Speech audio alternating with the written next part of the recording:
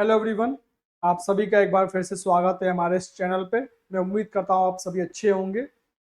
आज मैं आपके सामने एक ऐसा डिस्कशन लेके आया हूँ जो आपको काफ़ी इंटरेस्टिंग लगेगा। अगर आप किसी एग्ज़ाम की तैयारी कर रहे हैं वहाँ भी आपके काम आएगा।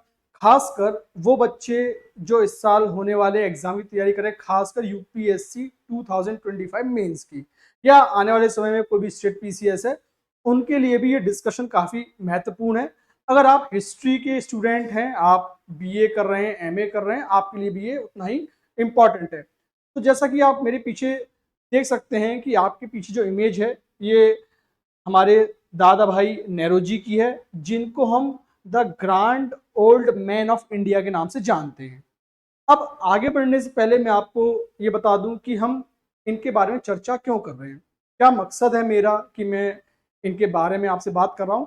तो देखिए, इस साल इनके बर्थ के 200 साल पूरे होने वाले हैं, क्योंकि इनका जन्म जो था 1825 में हुआ था सितंबर में, और अब जैसे आप देखते हो 2025 चल रहा है, तो इनके 200 साल होने वाले बर्थ एनिवर्सरी के।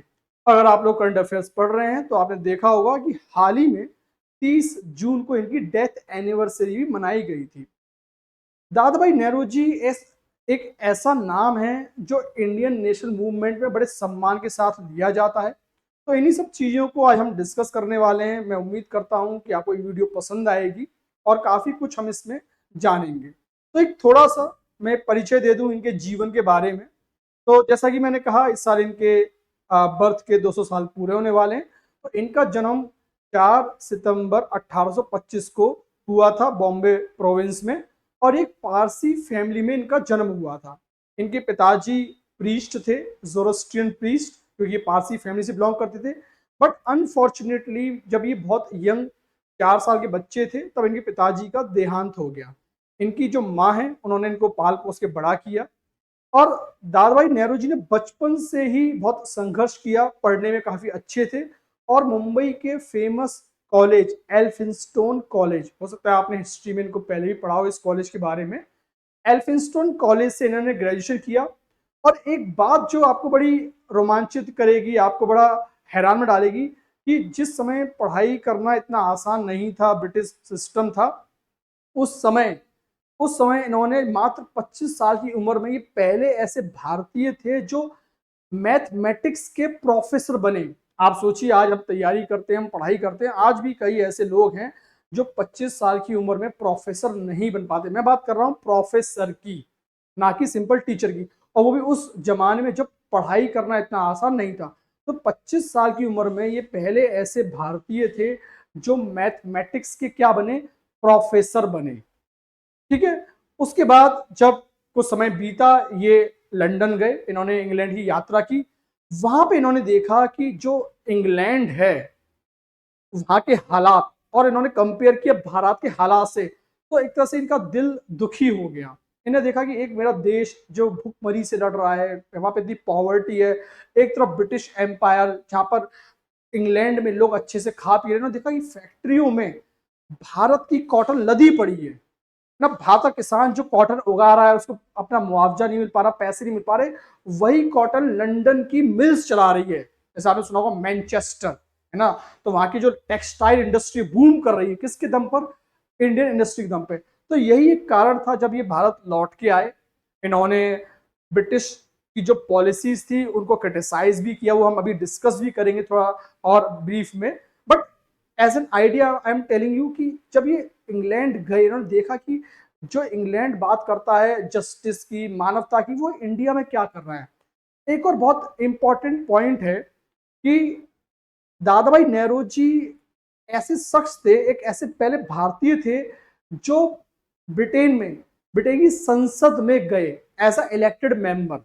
इन्होंने चुनाव लड़ा था, और 1892 में चुनाव जीतकर संसद के अंदर जाने वाले, मैं बात कर रहा हूं ब्रिटिश संसद के बारे में, ब्रिटिश पार्लियामेंट के बारे में, उसमें जाने वाले ये पहले भारतीय थे। तो ये भी एक इंपॉर्टेंट फैक्ट है, हो सकता है आपसे किसी एग्जाम में पूछा, या एक भारतीय होने के नाते हमें ये पता होना चाहिए। ठीक है।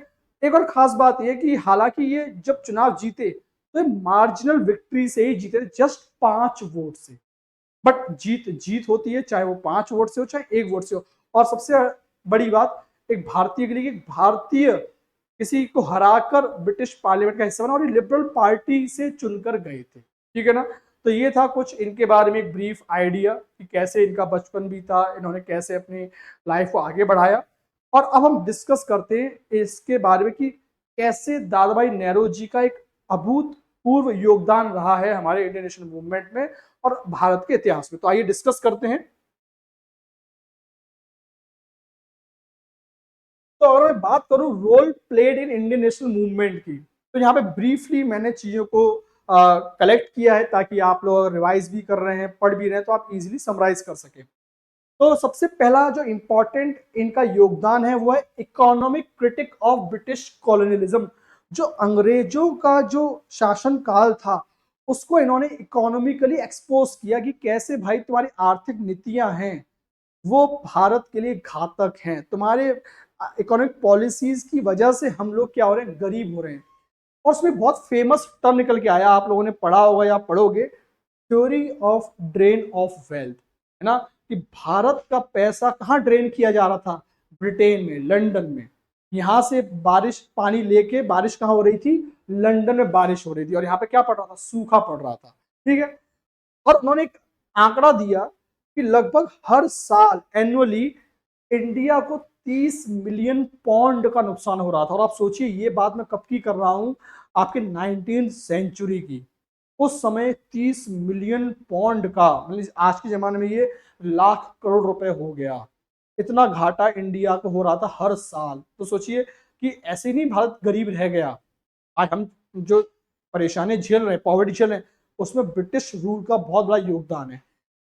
अब क्या है ड्रेन ऑफ वेल्थ, इसके बारे में मैं कुछ कंपोनेंट आपको दिखाता हूं, आपको इससे और समझ में आएगा कि what are the components of this drain of wealth. Means आपसे मान लीजिए कोई पूछ दे कि भाई ड्रेन ऑफ वेल्थ की आप बात कर रहे हो, बट इससे आप क्या समझते हो, what do mean by drain of wealth. और ये कई बार एग्जाम में पूछा भी गया है, मेंस में भी, प्रीलिम्स में भी, तो आपको एक आइडिया होना चाहिए। तो देख लेते हैं ट्रेड ऑफ वेल्थ में क्या क्या आता है आपका, अनफेयर ट्रेड प्रैक्टिस, जैसे कि इंडिया से सस्ता माल उठाना, उसको इंडिया से सस्ता माल क्या करना, एक्सपोर्ट करना ब्रिटेन को, और वहां से महंगा इंपोर्ट करना।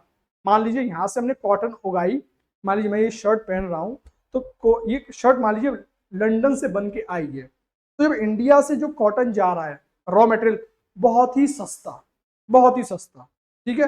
बट वहां से ये शर्ट जो बन के आ रही है, पहली बात तो देखिए बाहर से बन के आएगी तो ऑब्वियसली बात है उसमें ट्रांसपोर्टेशन कॉस्ट लगेगी, बाहर से बन के आ रही है वही शर्ट मुझे बहुत महंगी पड़ रही है। इससे क्या हो रहा है, इंडिया को डबल मार पड़ रही है। पहली बात, जो शर्ट इंडिया में बन सकती थी वो इंडिया में नहीं बन रही है, बाहर से लेनी पड़ रही है, प्लस उसको महंगा खरीदना पड़ा है। तो पहला चीज क्या था, export of cheaper raw material and import of expensive British goods. इससे क्या हुआ, इट डिस्ट्रॉयड लोकल इंडस्ट्री, जो हमारी हैंडलूम इंडस्ट्री थी, लोकल टेक्सटाइल इंडस्ट्री थी। भारत को पहले एक बहुत बड़ी टेक्सटाइल इंडस्ट्री के नाम से जाना जाता था। हमारी जो हैंडलूम इंडस्ट्री थी, आप देखते हो कि जब इवन जब मुगल का राज था तब भी हमारी कार्पेट इंडस्ट्री फेमस थी, हमारी टेक्सटाइल, हमारे जो कॉटन थी वो ग्लोबली रिकॉग्नाइज थी, विदेशों में उसकी सेल होती थी। बट अंग्रेजों की नीतियों ने क्या किया, उसको डिस्ट्रॉय कर दिया, ठीक है। फिर जब आपका रॉ मटेरियल देश के अंदर रहेगा ही नहीं तो आप बनाओगे कहां से। सेकंड कंपोनेंट है एडमिनिस्ट्रेटिव एक्सपेंसेस, कि जो आपके ऑफिसर्स थे वो इंडिया में काम करते थे, राइट, और जब वो रिटायर होकर लंदन वापस जाते थे तब भी उनको सैलरी कहां से मिलती थी, इंडिया के रेवेन्यू से। एक एग्जांपल के तौर पे मान लीजिए आप में से कई बच्चे आईएफएस बनेंगे, या हमारे बहुत सारे ऑफिसर्स विदेश में काम करते हैं। मान लो इंडिया का कोई ऑफिसर अमेरिका में एज ए एम्बेसडर पोस्टेड है, तो भाई एक बार बताओ, जरूरत है इंडिया की, इंडिया को जरूरत है अमेरिका में किसी ऑफिसर को भेजने की, तो अमेरिका सैलरी क्यों देगा, या अमेरिका के रेवेन्यू से खर्चा क्यों होगा। यही बात हम यहाँ पे समझ रहे हैं कि जब ब्रिटिश ऑफिशियल्स जो ब्रिटेन के लिए काम कर रहे हैं, जो ब्रिटिश कंपनी के लिए काम कर रहे हैं, ब्रिटिश सरकार के लिए काम कर रहे हैं, उनको इंडिया वाले अपने टैक्स से पैसा क्यों दे भाई। आज आप देखो, आज आप, मैं या आपके फादर पेरेंट्स टैक्स देते हैं, तो टैक्स कौन लेता है, भारत सरकार। और भारत सरकार वो टैक्स किस पे खर्चा करती है, हमारे ऊपर, हमारे लिए रोड बनवाती है, स्कूल बनवाती है, कॉलेज, तो समझ में आता है कि भाई हमसे जो पैसा लिया जा रहा है वो हमारे ऊपर ही खर्च किया जा रहा है। बट अंग्रेज क्या कर रहे थे कि पैसा हमसे ले रहे हैं और खर्चा कहाँ कर रहे हैं, लंदन में, है ना। तो ये क्या हो गया, ड्रेन ऑफ वेल्थ, ये हमारा पैसा कहाँ जा रहा है, बाहर जा रहा है। तो ये एग्जांपल्स हैं आपके कुछ, राइट। तो this is one of the example of this drain of wealth. वापस आते हैं अपने डिस्कशन पे, और क्या क्या रोल था उनका। तो हमने ड्रेन ऑफ वेल्थ देख लिया। इसके अलावा he linked India's poverty to British economic policy. जैसे अभी थोड़ी देर पहले मैं देखा that drain of wealth prevented capital accumulation, infrastructure development, investment in health and education. जैसे कि मीन्स मान लीजिए जब आपके पास पैसा बचेगा ही नहीं, सारा पैसा आप लंदन भेज दोगे, तो भाई इंडिया में इन्वेस्ट क्या करोगे, क्योंकि सेविंग आप क्या कर रहे हो, बाहर भेज रहे हो।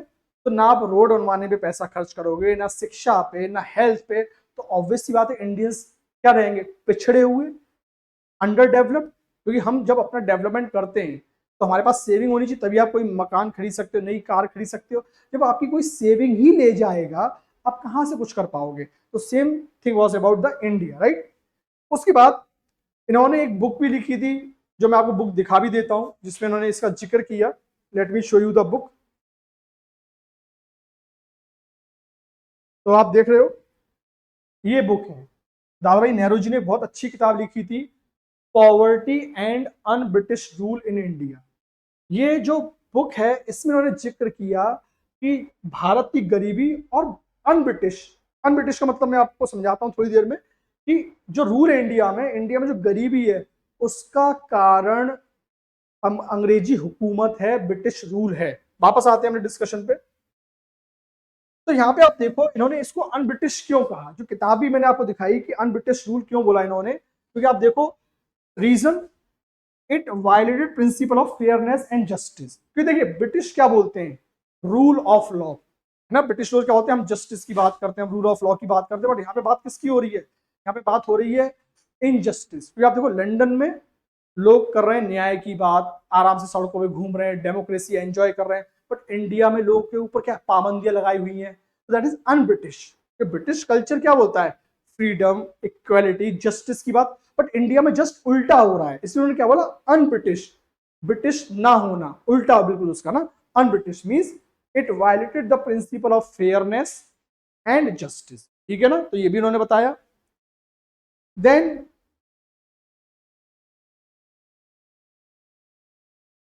ही was the founding member of Indian National Congress. तो जब कांग्रेस 1885 में बनी थी, तो Dadabhai Nehru ji was one of the founding member, right. और जब सेकेंड सेशन हुआ था कांग्रेस का, तो वो प्रेसिडेंट भी बने थे, क्योंकि पहला सेशन 1885 में हुआ था, तब डब्ल्यू.सी. बैनर्जी थे, राइट। ये बेसिक हिस्ट्री आपको आनी चाहिए।